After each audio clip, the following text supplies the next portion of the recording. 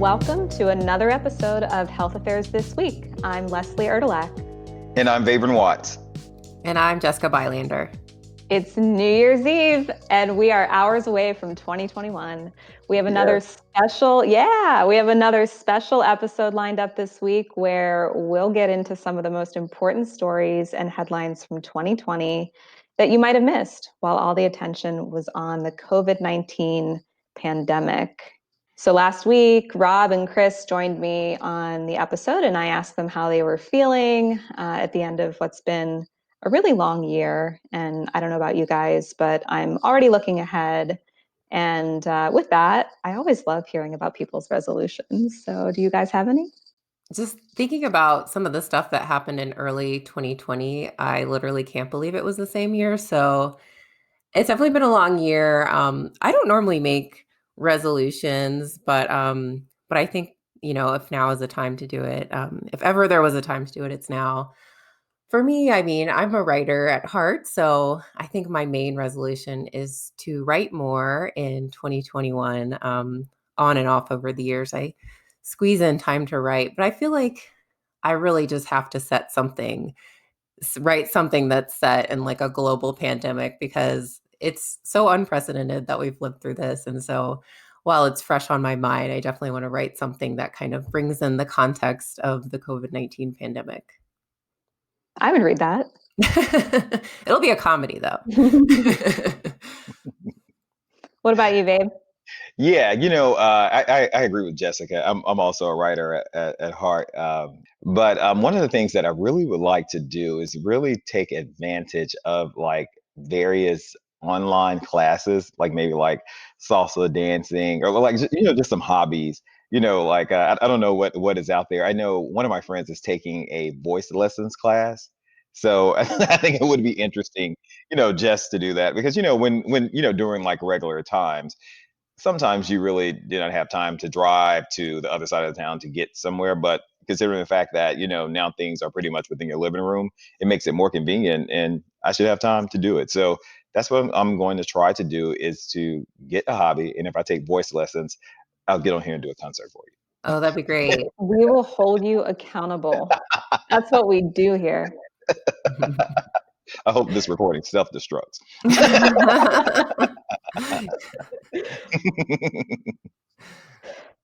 Well, since nobody asked, I'm going to tell you anyway. Oh, sorry. Leslie, what are your resolutions for next year?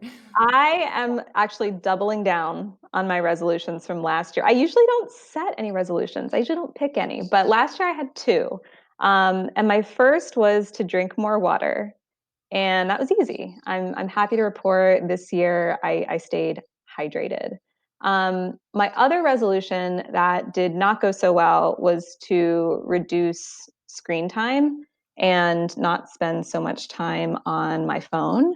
But you know what? I doom scrolled my way through spring, summer, and fall, just like everybody else. But I won't let that deter me. And I'm really eager to see what 2021 has in store. That's a great goal. I need to adopt that goal. I won't, but I need to. So let's get into today's episode.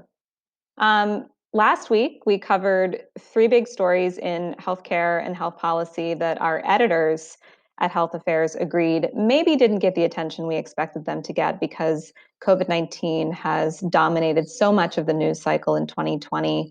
We talked about the 10th anniversary of the Affordable Care Act. We talked about antitrust cases in the healthcare arena and the rollback of environmental protections. So we're going to continue that conversation and talk more about these stories that flew under the radar and why they're important. So Jess, let's get into the first topic with you. I think the high cost of prescription drugs is just sort of this perennial concern that I keep hearing about, and policymakers have been looking at options to bring prices down. Right. Perennial is a good word for it. So yeah, I'm gonna just kind of talk about a couple of recent developments in the kind of quest to lower prescription drug costs. It's obviously a huge issue in the US. We just put out our annual report from CMS on health spending, and it found that prescription drug spending increased from 3.8% in 2018 to 5.7% in 2019. It's not the biggest jump we've seen, but it is kind of creeping back up there. And controlling the prescription drug cost was a big push of the Trump administration. This year, the main movement was through the form of proposed rules and finalized rules. So two I want to talk about are a rule that was finalized in September that would allow states to import prescription drugs from Canada. So that's one idea people have floated around because drugs typically cost less in Canada. So the idea is if we can just import the drugs from there, it's the same drug, similar, if we can be ensured that similar quality, then that will lower our spending. So that was, kind of a big step to get that rule finalized. But there's still big challenges ahead. We've written on the blog about some of the key challenges there, and probably the biggest is that it relies on people to cooperate. And so drug makers in the US and in Canada need to cooperate, and then we need to cooperate with the Canadian government. And the fact is, it's actually not a popular proposal among drug makers or the Canadian government because it's, for a variety of reasons, but it just kind of could open up a can of worms. So there's a lot of there's a lot against it, I think. And then the other big challenge is that it could kind of put some more strain on FDA, the U.S. Food and Drug Administration, which I think, as we all know, is already under a lot of strain, just kind of handling the review regulation of drugs in the U.S. So that's where that one stands. And then really just last month, the administration finalized issued an interim final rule on international reference pricing, which is something we've published on. It's just the idea that if we could tie the price of U.S. drugs to what other countries pay, then we'll end up paying less. It's very complicated. That's like a really quick summary. And so in November, it kind of felt like a last minute thing that this interim final rule was pushed through, and they were calling it the most favored nation rule. And basically it would tie what Medicare pays for certain high cost drugs to the lower prices that other comparable OECD countries pay.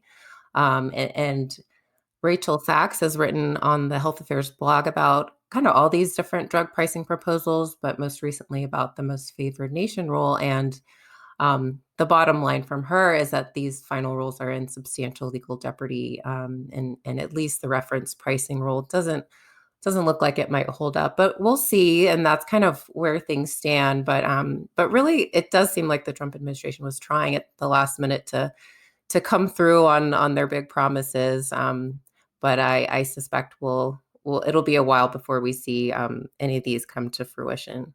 Okay, Vabe, you're up next. You're going to give us an overview of another story that sort of got overshadowed by COVID, and that is the public charge rule, some of the controversy around it, and where things stand today.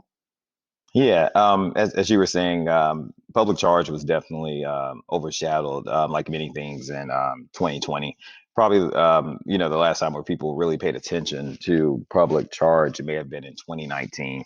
But just before I go into this, I mean, some people actually ask the question, "What exactly is public charge?" So I just want to give you, a background on what it is. So public charge is a designation that has actually been around since 1882. So it's, over what, almost 140 years, old of this type of designation. But the designation is actually given to individuals who primarily rely on U.S. governmental cash assistance for their day-to-day expenses, or who are likely to depend on this cash assistance, governmental cash assistance in the future. And in the case of immigrants, the U.S. Citizenship and Immigration Services makes this public charge determination which can deny an immigrant's admission into the U.S. or ineligible to become a lawful permanent resident. And the lawful permanent residence was formerly known as a green card. So, for those of us who remember the green card, this would keep you from getting something similar to a green card.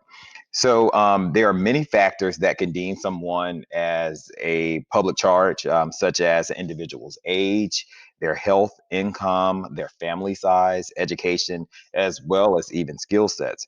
Now, it's very important to know that no single factor alone can determine a public charge status. It must be a multitude of factors to receive this determination. So in 2019, which is probably the probably one of the last times that we really heard of public charge and we really paid attention to it, the government announced a new rule restricting poor immigrants from attaining lawful permanent residence. Under this rule, which actually went into effect in early 2020, January to be exact at the beginning of the year, legal immigrants who have received public benefits and assistance, including housing, for more than a total of 12 months within a 3-year period may be classified as a public charge and ineligible for permanent residency. So, when this went into effect at the beginning of 2020, there were actually a couple of, well, not a couple of, but quite a number of cases who were working to actually block the rule, and a lot of these cases came up in the summer to pretty much to December, December 2nd, a couple of weeks ago. So during the summer, there were a case in the Southern District Court of New York. They blocked the rule from being enforced during the COVID-19 pandemic. And then in November, the Northern District Court in Illinois determined that the rule actually violated the Administrative Procedures Act, and so it was unlawful in Illinois to actually implement the public charge rule. However, the next day it was overturned and the state was allowed to enforce it again. However, since then, since December 2nd, the Ninth Circuit Court's Appeals upheld 2 preliminary injunctions that blocked the implementation of public charge. And at the time, there are several states who have banned the public charge rule. That's to be exact, 18 states and 1 district. And some of those states include states such as California, Virginia, Colorado, Maryland, Massachusetts, Rhode Island, and Hawaii. So so public charge has really been in the news from January to December, and it was sort of, it of course, because of COVID, it was sort of overlooked. But that's just to give you an update on, what is happening, with public charge and what is going on. Yeah, so there's this sort of phenomenon around the public charge rule that I think is really interesting, and we've published on it in the journal, and that's around sort of the chilling effects of not only the rule itself, but just what it signifies, what it means, and just the mere announcement of the rule really dissuades people from using safety net programs, like you said, Vabe. And on the other hand, we've seen cases where public officials are actually, not providing accurate information about, eligibility requirements for some of these programs because there is just this environment, um, um, that creates misinformation, or there's political sensitivity around the issue. And I think that timing kind of couldn't be worse during the pandemic. I mean, this is the time when you want people to enroll in the safety net programs they're eligible for. You know, I wrote in the journal about how the pandemic has threatened the safety net for so many US children, who rely on school lunches, school breakfast, stuff like that, the healthcare services they could get in school. So now is definitely not the time you want to have that chilling effect and have people afraid to sign up for, SNAP or Medicaid.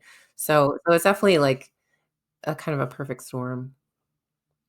There was a piece recently talking about, we all know that, the surge, the demand at food banks and food pantries has been really unprecedented, and they're just overrun by demand during the pandemic. And in part, they said that's because people who are eligible for things like SNAP are actually afraid to apply for a public benefit. So I think it just sort of situates, the COVID pandemic, the economic crisis that we're facing, and just the major concerns and barriers to accessing safety net services. It's just an enormous challenge. Hmm. So, on a lighter note, did you guys know that the Oxford English Dictionary could not pick just one word of the year for 2020? So, in previous times, there has always been one word that was used. But because of these unprecedented times, they actually had to make a list of words for 2020 because pretty much every month or each quarter of the year, there was always a different word. That's fun. I mean, yeah, if I were to try to sum up the year in a word, I think I'd be challenged too. Yeah. So like I must say, like, what was your favorite word of the year of 2020? I mean, there were several. So I mentioned it at the top of the episode because I spent so much time doing it, but doom scrolling is my word. Doom scrolling. And Okay. that's just when you're, like, scrolling through your Obsessively timeline, just, like, reading all the checking bad the news that might news, all mhm, the bad, terrible news. Oh, yes. okay. Learning Okay. that I doom Chadwick scrolling. Didn't Boseman even know about died, doom scrolling. etcetera. Yes, very sad, very, very depressing year, yes. For me, I think just a word that's kind of both silly and cute is quarantine, TEAM. Oh yeah. So, yeah, I had a very small quarantine. It was my husband and my little son. So, really mostly saw them all year. But yeah, I became very close with my quarantine. So that's a very kind of fun word to summarize what was actually a very difficult thing to be so isolated during the year. So really, yeah, a lot of people played off the word quarantine this year in just many ways. But I think my favorite word this year was social distancing. I mean, it was one of those words that, like before, you never heard it before, but once you heard it, you knew exactly what it was. It's one of those explanatory words. So that was my word, which was social distancing. And I'm sure people out there have, several, different words. And the Oxford English Dictionary just named a few, including like mail-in was a big word. Vaccine, was a word. Pandemic was a popular word. I mean, it's several on the list. So you really, just have to check it out, and it'd be interesting to get, everyone's word of the year. Yeah, and interesting how many more words of the year are related to science and health than probably is normal. Exactly. Yeah, yeah. I mean, talk about probably. I'm sure people's health literacy was increased, and it was because you had no choice but for it to be increased. I mean, there were several words that were, spewed out there in the atmosphere, like people. I mean, I don't think we now every day. I think probably a lot of us use the word vaccine more than we've ever used before. Like Yeah, during this. it's kind of one of those unintended consequences that I think we can actually be happy about. That COVID might be leading to better health literacy for the public at large. We all kind of got there's a lot of scientific words now being thrown at us. We're curious, we're looking them up, we're invested, and I think we're getting a crash course in so many aspects of public health. And I'm hopeful that some of that it will carry over once we're through the pandemic. Oh yeah, it most definitely will. I don't know if you guys heard of they released in the past couple of weeks about the Fauci effect, really looking at medical school enrollment. I'm sorry, medical school admissions have these record number admissions into medical school. So I mean, yeah, so health literacy and healthcare and health policy, it did bring it out in the forefront. And I'm sure you all have probably seen, this by, being editors, of health affairs. And I'm sure we've been able to, gain new readership, due Yeah, I know we have. Our COVID content has been freely available to the public this year. So I know we've gotten a lot of new readers who weren't previously familiar with the journal and who came to us through our COVID content. So we hope they'll stick around in the coming years and read what else we have to publish and subscribe if they so choose. But yeah, it's definitely been a year of broadening our audiences. Okay, guys, that should do it. Thank you so much for spending a few minutes of your day with us. On behalf of all of us at Health Affairs, we want to say Happy New Year. Happy New Happy New Year. Year. And we hope you'll make it your resolution to share this episode with a friend. And don't forget to subscribe to the show wherever you get your podcasts. We'll see you back next week.